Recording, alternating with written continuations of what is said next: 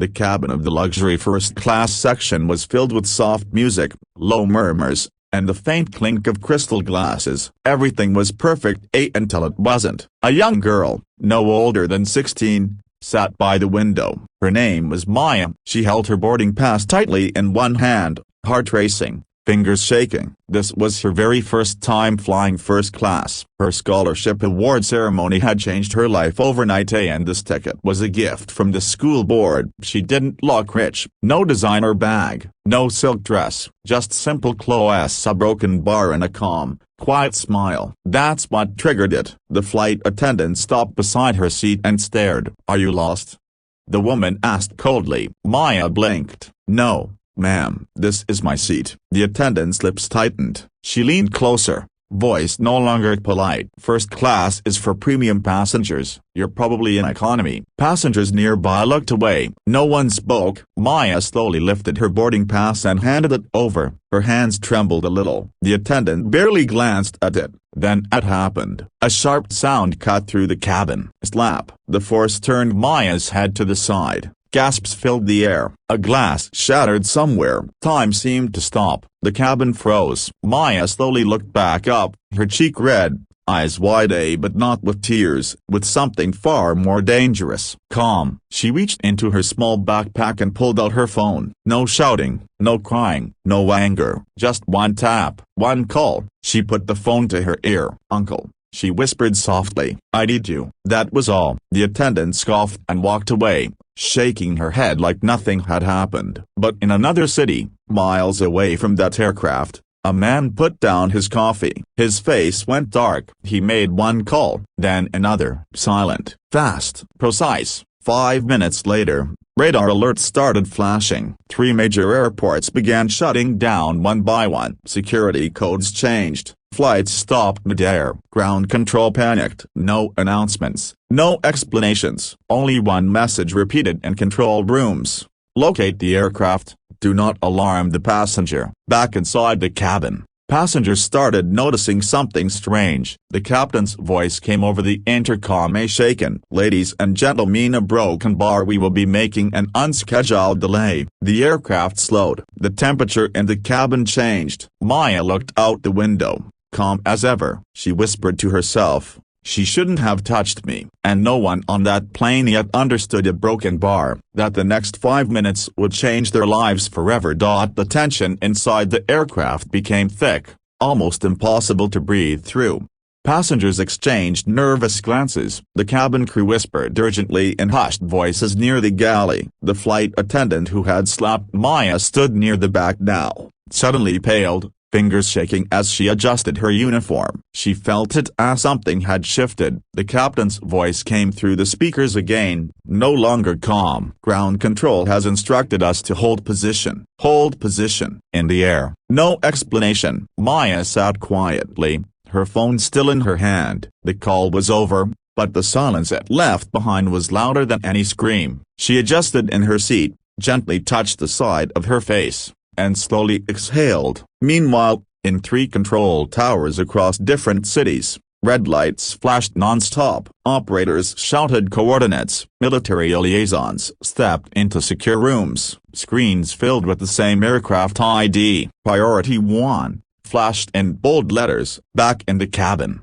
a businessman leaned over to another passenger and whispered, "What's happening?" "No idea," the man replied. "But this doesn't happen unless someone very powerful is involved." The attendant who slapped her finally realized something was wrong. She walked toward Maya, her arrogance completely gone. Her voice trembled. "Miss, a broken bar." "I'm sorry for the misunderstanding." Maya looked up slowly. "I didn't misunderstand," she said quietly. The aircraft jerked slightly as it changed course. Passengers gripped their armrests. Then came the announcement that froze everyone. "Ladies and gentlemen, this is your captain. Due to a broken bar security instructions, we are diverting to another location." No city name, no airport name, just silence. Outside, black SUVs rolled onto runways in coordinated formation. Men in dark suits stepped out, talking into microphones. One of them held up a photo. It was Maya. Inside the cabin, the attendant collapsed into an empty seat, her breathing shallow. She whispered to herself, almost in panic,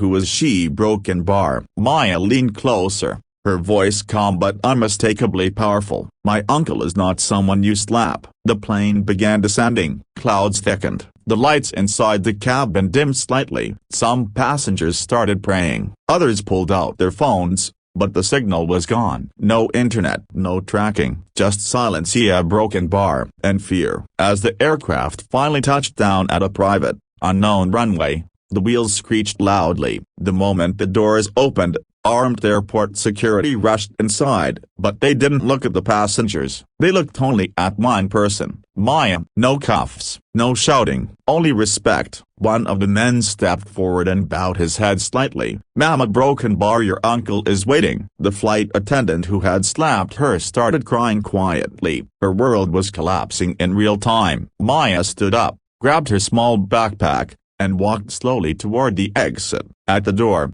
she turned back once. She looked directly at the trembling attendant, and said softly, "Actions have schedule as a broken bar just like flights." Then she stepped off the plane, and behind her a broken bar. Everything was about to explode. The night air hit hard and cold as Maya stepped off the aircraft. The runway was not like any normal airport. No commercial terminals, no crowds, just darkness, powerful white floodlights, and a long line of black SUVs parked perfectly in formation. Engines were running, doors already open. At the center of it all stood one man, tall, calm, untouchable. Maya stopped walking when she saw him. "Uncle," she said softly. He opened his arms without a word, and she walked straight into his embrace. Inside the cabin, every passenger watched through the windows, frozen in disbelief. Phones were still dead. No signals, no internet. The world had gone silent around them. The man turned toward the plane. His eyes were no longer warm. They were calculated, deadly calm. He raised one hand slightly. Instantly,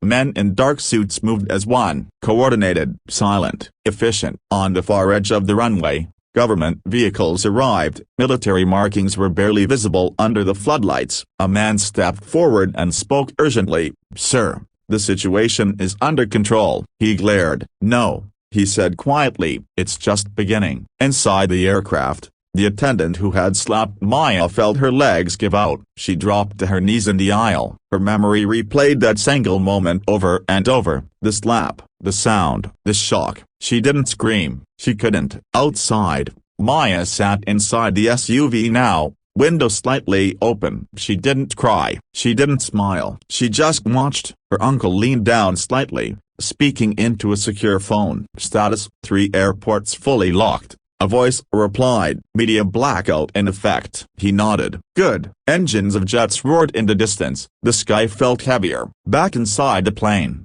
armed personnel finally stepped in. But this wasn't a raid. There were no guns raised. Only one order. Everyone stay seated. One officer walked directly toward the flight attendant. She began shaking uncontrollably. He stopped in front of her. "Name." She could barely speak it. "Step out of the aircraft." Not arrest, not force, just a command that felt worse than both. As she was escorted toward the door, she saw Maya watching from the SUV. Maya didn't look angry. That was the terrifying part. She looked finished. The man outside opened the SUV door himself and spoke to Maya gently. "You shouldn't have been touched." Maya finally spoke clearly, for the first time. "I don't want revenge," she said quietly. Her uncle studied her. "Then what?" She looked out at the dark runway, the armed vehicles, the shut-down airports. "I want truth." Silence fell. For the first time, the powerful man hesitated. Truth meant exposure. Truth meant the world finding out. Truth meant that this wasn't just about the slap. It was about the system, a pattern, a secret. Maya stepped out of the SUV and walked toward the flashing lights. Her uncle followed,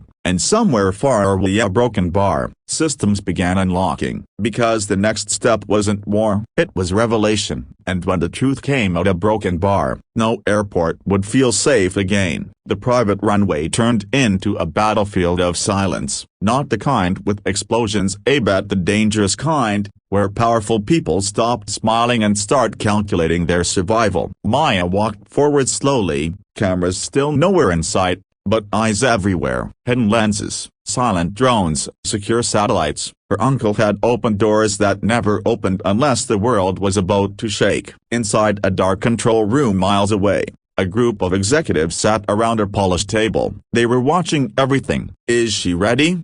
one whispered. Back on the runway, a black armored van rolled in smoothly. The doors opened by themselves. A man stepped out holding a thin digital tablet. He approached Maya with respect. "Your statement is prepared," he said. She shook her head. "I don't want a statement," she replied. "I want records." Her uncle gave a short nod. The man tapped the screen. In control towers across the country, restricted files began unlocking. Employee complaints, passenger reports, violence quietly buried, names removed, payments made. They weren't mistakes, they were patterns. Inside the aircraft, the other passengers sat frozen as news began loading on their phones one by one. Signals slowly returned, but instead of normal service via broken bar, alerts started flashing. Confidential files released. Aviation staff under investigation. Multiple incidents exposed. The passenger who had sat next to Maya whispered, "What did she just do?" Broken bar. Back on the runway,